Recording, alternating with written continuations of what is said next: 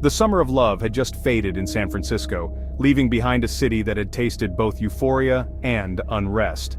The streets that once pulsed with music and hope now seemed quieter, as if holding their breath for what was to come. But as the 60s ended, a new darkness crept into Northern California. The fog that rolled in from the Pacific seemed to carry with it a chilling sense of foreboding, blanketing the region in mystery. Something sinister began to haunt the back roads and lovers' lanes. A faceless predator who called himself the Zodiac, he stalked the night, choosing his victims at random, turning ordinary places into scenes of terror. He wasn't just a killer, he was a performer, a puzzle maker, and a master of fear. The Zodiac reveled in the attention, crafting an identity that was as much about psychological torment as physical violence. The Zodiac taunted police and media with cryptic letters and ciphers, promising to reveal his identity if anyone could solve his riddles. Each letter was a challenge, a twisted game that drew the entire region into his web. He claimed dozens of victims, though only 5 are officially confirmed. The true number remains a mystery, lost in the shadows and confusion he left behind. But the real goal wasn't the body count, it was terror. The Zodiac wanted to control the narrative, to make everyone in Northern California look over their shoulder wondering if they might be next. He wanted everyone to feel vulnerable, to know he could strike anywhere, anytime, and disappear into the fog. The sense of safety was shattered, replaced by a lingering dread that seeped into daily life. The Zodiac became America's most famous unsolved mystery, a story with no ending, a puzzle with a missing piece. Decades have passed, detectives have retired, new generations have picked up the case, but the answers remain elusive. Suspects have come and gone. Each new theory brings hope, but the truth always slips away, just out of reach. Yet the Zodiac remains a ghost, his identity locked behind secrets and codes. The evidence sits in boxes, waiting for a breakthrough that may never come. Why does this case still grip us? Maybe it's the fear of the unknown, or the thrill of the chase, or the hope that one day, the final clue will surface. Maybe because the story he wrote isn't finished. The Zodiac left us with questions, with mysteries that refuse to be solved. We're all still waiting for that final, terrifying chapter. The clock keeps ticking, but the ending remains unwritten. The Zodiac Killer is more than a criminal. He's a legend, a shadow that refuses to fade. His story is retold in books, films, and whispered conversations, each retelling adding to his myth. His myth endures, haunting our collective imagination. The fear he inspired lingers, a reminder of how one person can change the course of history. The question remains, who was he? Was he someone hiding in plain sight, or a stranger who vanished without a trace? And will we ever know?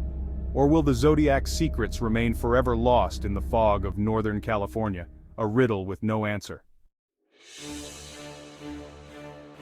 December 20th, 1968. Lake Herman Road, Vallejo, California. Teenagers David Faraday and Betty Lou Jensen parked for a quiet night. A shadow approached, a man with a gun. In moments, both were dead. No robbery, no motive, just cold murder. The community was stunned, police baffled. The case went cold. 7 months later, July 4th, 1969, Blue Rock Springs Park. Darlene Ferrin and Michael Mageau sat in their car. Headlights blinded them. A man opened fire, left, then returned to shoot again. Darlene died. Michael survived, describing a heavy-set white male. The real breakthrough came from the killer himself. Less than an hour after the attack, a calm voice called police, claiming both shootings. The Zodiac had found his voice, and was ready to speak to the world. The pattern was set, random, brutal, and chillingly public. Vallejo was gripped by fear. The killer was just getting started. The Zodiac's reign of terror had begun. The Bay Area would never be the same. The Phantom had stepped into the spotlight. The Zodiac's phone call was just the start. On August 1st, 1969, 3 newspapers received nearly identical letters. This is the murderer of the 2 teenagers last Christmas. Each letter included a third of a 408-symbol cryptogram and a chilling demand, publish my cipher or more will die. The newspapers complied. The Bay Area held its breath. Within a week, a high school teacher and his wife cracked the code. The message? I like killing people because it is so much fun. Man is the most dangerous animal of all. No name, just a manifesto of violence and arrogance. Days later, another letter. This is the Zodiac speaking. He signed with a crosshair symbol. The Zodiac had created his own brand of terror. He was no longer just a murderer, he was a myth in the making. The game was on, and the world was his audience. The Zodiac's taunts would only grow bolder. He dared the world to catch him, and he was just getting started. September 27, 1969. Lake Berryessa, Napa County. The sun glinted off the water, and the air was thick with the promise of a peaceful afternoon. College students Brian Hartnell and Cecilia Shepard had come to the lake to escape the pressures of school, to enjoy the quiet and each other's company. They laughed, talked, and let the world fade away. Suddenly, a man appeared, his face hidden behind a black executioner's hood, dark sunglasses, and a strange symbol on his chest, the Zodiac's infamous crosshair. He seemed to materialize from the shadows, a figure out of a nightmare. He claimed he was an escaped convict from a nearby prison, desperate and dangerous. He demanded their car keys, their money, and forced them to tie each other up with pre-cut lengths of rope he'd brought himself. The gun he brandished looked real, but it was only a prop, a cruel deception to control and terrify. His true weapon was a large, gleaming hunting knife, which he revealed with chilling intent. Without warning, he attacked. Brian was stabbed 6 times, fighting to protect Cecilia. Cecilia was stabbed 10 times, her screams echoing across the water. Before fleeing, the attacker walked to Brian's car and carefully drew his symbol on the door, alongside a list of his previous crimes and the date, leaving a signature only the Zodiac would dare. Then, in a chilling twist, he called the police himself, calmly reporting the attack and giving directions to the scene. Brian survived the ordeal, his wounds severe but not fatal. He later recounted every terrifying detail to the police, providing a rare glimpse into the mind of the killer. Cecilia tragically succumbed to her injuries 2 days later, her life cut short by senseless violence. The Zodiac had escalated, no longer content to kill from a distance. He now sought to confront his victims face to face. He wanted to witness the terror in their eyes, to feed off their fear in those final moments. The hooded man at the lake quickly became a monster in the public imagination. His brutality splashed across headlines and whispered about in every home. The Zodiac's legend grew darker, more theatrical, as if he relished the role of villain in a city gripped by dread. He cataloged his own atrocities, leaving behind a public record that taunted both police and the public. The Bay Area was paralyzed by fear. People locked their doors, watched the shadows, and wondered if the Zodiac would strike again. The killer's myth grew larger than life, casting a long, dark shadow over the city and its people. The Zodiac was no longer just a name. He had become a symbol of terror, a faceless threat haunting the collective psyche. And as he vanished into the night, one thing was certain: he was far from finished. The nightmare was only beginning. 2 weeks after the chilling attack at Lake Berryessa, the Zodiac killer struck again, this time in the heart of San Francisco, a city already on edge. On the night of October 11, 1969, cab driver Paul Stine picked up a routine fare in the bustling city. But the ride ended in tragedy when Stine was shot and killed in the upscale neighborhood of Presidio Heights, turning an ordinary night into a nightmare. 3 teenagers, peering out from a nearby window, watched in horror as the killer calmly wiped down the cab, erasing fingerprints, and then walked away into the darkness, as if nothing had happened. In a devastating twist, police officers, misinformed by a dispatcher's error about the suspect's description, let the Zodiac walk right past them, unknowingly allowing the killer to vanish into the night. The Zodiac had slipped through their fingers, leaving behind only confusion and regret. Days later, the killer taunted authorities by sending a letter to the San Francisco Chronicle. Enclosed was a gruesome trophy, a piece of Paul Stine's blood-stained shirt, irrefutable proof that he was the murderer. In his letter, the Zodiac mocked the police for their blunder and escalated his threats, claiming he would target a school bus next. "School children make nice targets," he wrote, sending a wave of panic through the city's families.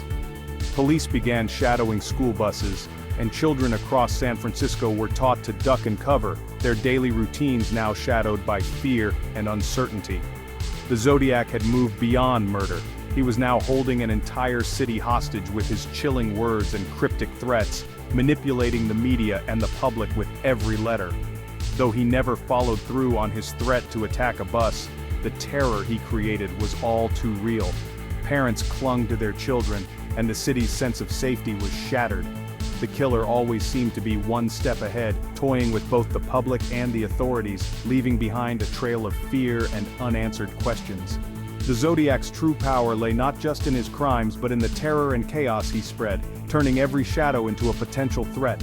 He transformed the city into his own stage, orchestrating a spectacle of fear that gripped every neighborhood and every home. The deadly game of cat and mouse continued, with police always just a step behind, chasing a phantom through the foggy streets. Frustration mounted as officers scoured the city, haunted by the knowledge that their elusive adversary was always watching, always waiting. And through it all, the Zodiac reveled in the chaos he created, his identity hidden, his legend growing with every taunting letter and every unsolved crime.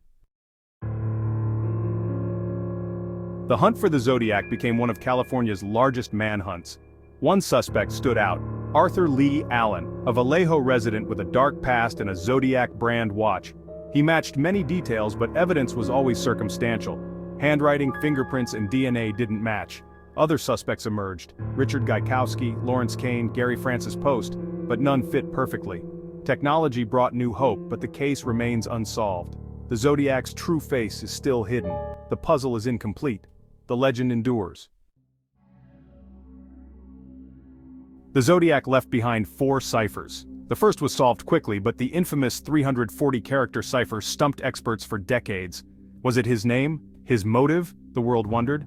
For 51 years, the code remained unbroken, a monument to the Zodiac's cunning. Then in December 2020, 3 amateur code breakers finally cracked it. The message? More taunts. I hope you are having lots of fun in trying to catch me. I am not afraid of the gas chamber. No name, just more arrogance. The solution was a victory for code breakers, but a disappointment for those seeking answers. The Zodiac's secrets remained intact. His legend only grew. The cipher was solved, but the mystery endured. The ghost had spoken from the past, and the world was still listening. The Zodiac was never caught, but his shadow looms large. He changed the nature of crime and fear, using the media as his stage.